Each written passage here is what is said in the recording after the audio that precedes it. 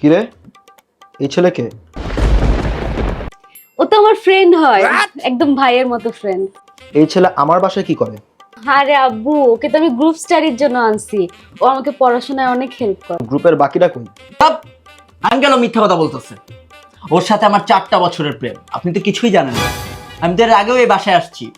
আপনার যে কমোড ভাঙা, আমার লোক কমোটে বসতেছে। বাবা, এইসব কথা তো আসলে বলা উচিত না। আচ্ছা বলো, তারপর কি বলতেছিলাম? আঙ্কেল, আপনি তো এটাও জানেন না। আপনাকে যে ও বলতো ও বুবলির সাথে দেখা করতে যাচ্ছে, না, ও তো আসতো বাবলুর সাথে দেখা করতে। সেই বাবলু আমি। এই বেয়াদব মেয়ে, আপনি জানেন ওকে আমি Oppo A6s Pro গিফট করছি, তারপর ও আমার সাথে এরকম করলো। আপনাকে আমি আরো একটা কথা বলতে চাই। এই ফোনের ফিচারগুলো দেখলে আপনি পাগল হয়ে যেতে পারেন। দাঁড়ান, আমরা যদি দুইজন ক্যামেরার সামনে থাকি, এটা অটোমেটিক ওয়াইড অ্যাঙ্গেল হয়ে যায়। আর পিকচার কোয়ালিটি দেখেন।